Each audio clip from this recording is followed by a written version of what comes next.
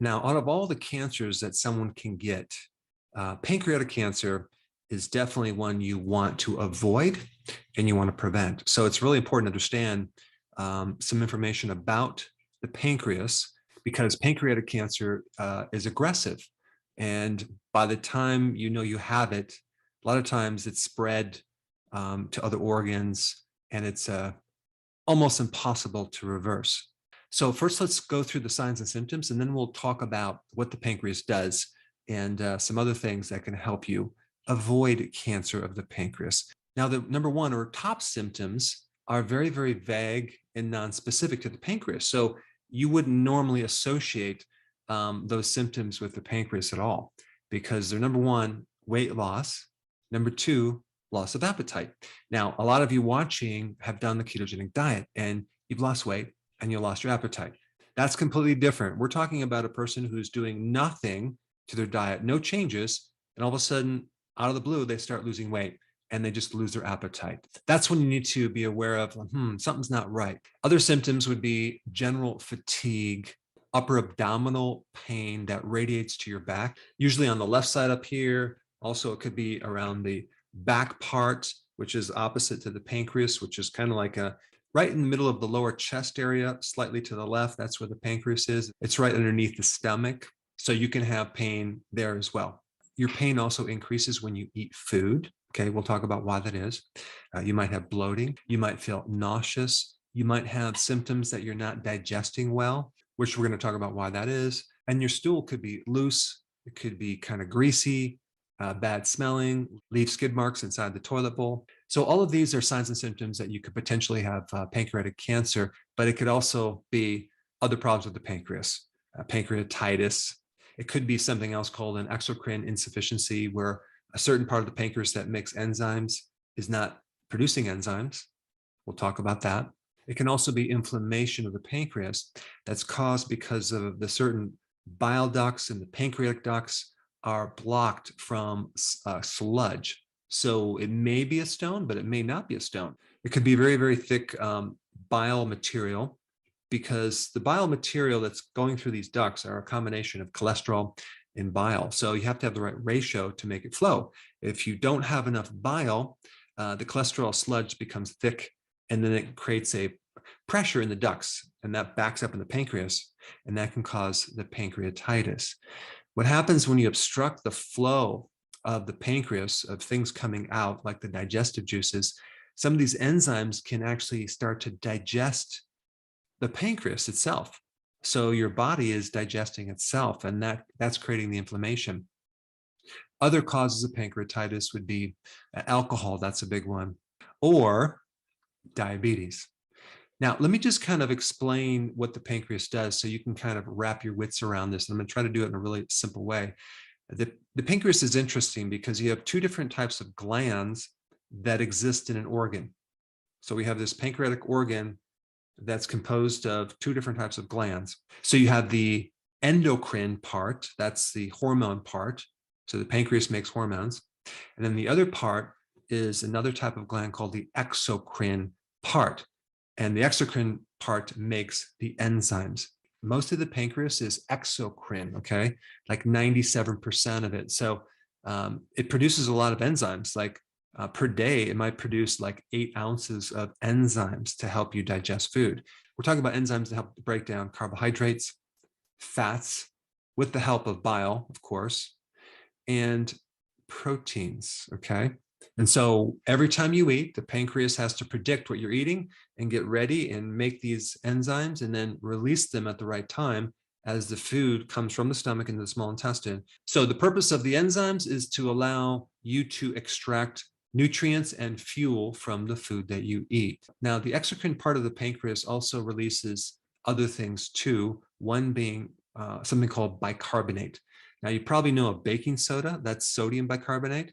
Well, this is similar. It's just a bicarbonate that helps neutralize the acids coming down from the stomach, because normally the small intestine should be slightly alkaline and the stomach should be very, very majorly acid. So we don't want that strong acid to put a hole in the small intestine as it's coming through. So your pancreas helps out and it adjusts the acid to make it the right pH. And a lot of these enzymes are activated when there's a certain pH, whether it's alkaline or acid. So if there's some problem with your digestive system and the pH isn't right, these enzymes won't even get activated because the pH is what activates them. So the bicarbonates are very, very important. So what you have to understand is the stomach is extremely, extremely acid, okay? And the small intestine is just slightly alkaline. So it's just, if you look at the relationship between the two, it's pretty dramatic. And this is why when you take baking soda or an antacid, or you alkalize the stomach because you're drinking all this alkaline water, you have to realize that you're diluting the stomach, which is normally supposed to be very, very acidic. So it can create major problems because at the very start of your digestion, you need that strong acid. You don't want it to be alkaline because then we actually stop the release of enzymes in the stomach, like the ones that help you digest protein. And now we have undigested protein going into the small intestine. Now, what is that going to do to the pancreas?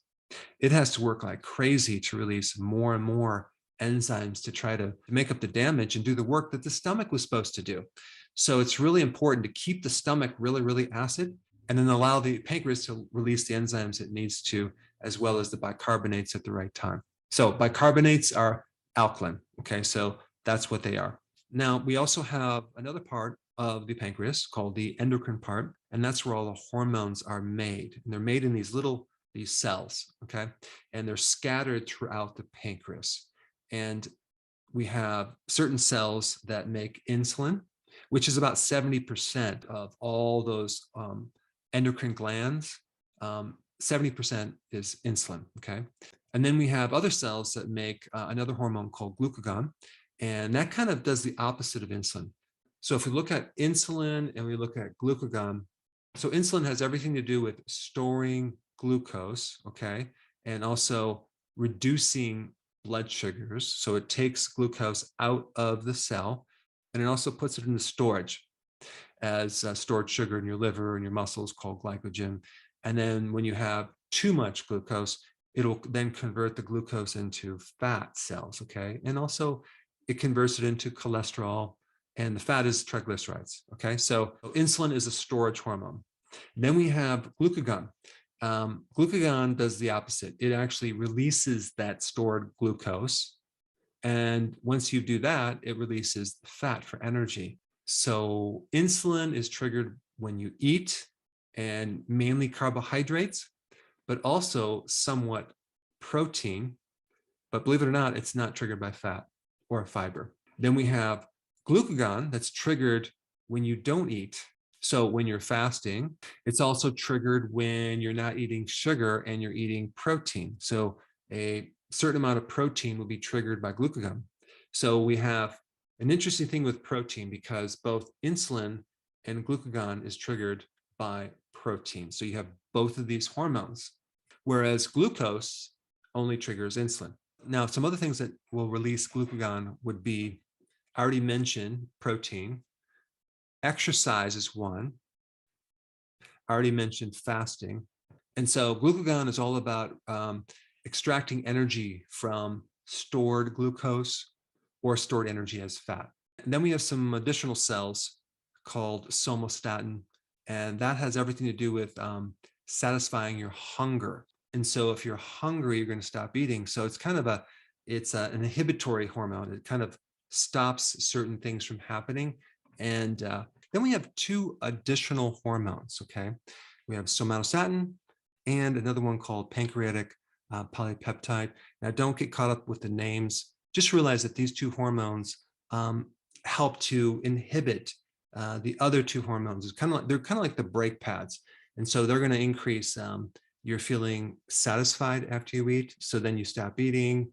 And they're also going to help you decrease the enzyme action. So they kind of complete the digestion as far as the pancreas goes. Because at some point after the pancreas has done its job, we have to have something to stop these chemical reactions from occurring. So they inhibit things. So they make you satisfied. They help you get rid of your hunger. They basically suppress the gastrointestinal process, okay? They kind of suppress the actions. So basically you have a couple hormones involved when you're eating, and then you stop eating, and then also some other hormones to help complete that digestion and inhibit things that happen in that area of your body. Some real interesting things that you should know about. Number one, when you constantly increase insulin because you're eating frequently or you're doing a lot of carbs, and you develop insulin resistance, and then eventually you develop prediabetes, and then eventually you develop diabetes. Okay. Diabetics start to have a atrophied pancreas. So if you're diabetic, the pancreas starts to get smaller. Okay. And some other things happen too. You start to get destruction of both gland parts of the pancreas. So diabetes really is just a dysfunction of the glands in your pancreas. So for example, diabetes type 1 is the destruction of the cells that produce insulin. And even type 2 is a major dysfunction of the cells that make insulin. But also, and this is what a lot of people don't realize, that insulin does greatly affect the enzyme production of the pancreas. Okay, so the exocrine part of the pancreas is significantly affected. This is why diabetics over time have a lot of digestive problems. They cannot extract the fat soluble vitamins that well from the food they eat. So they become deficient in vitamin A, which they need for the eyes, vitamin E for the heart, vitamin K, vitamin D. And so all of these vitamins are going to be on the low side because the enzymes are not released that well. And so diabetics get bloating. They have a lot of oxidation and free radical damage going on because of the glucose that is uncontrolled.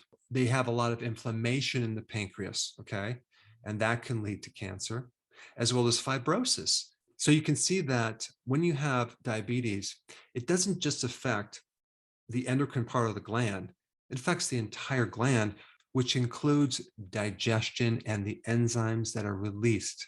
And if we take a look at cancer, cancer occurs because there's damage to the mitochondria. And this damage can occur from chronic inflammation.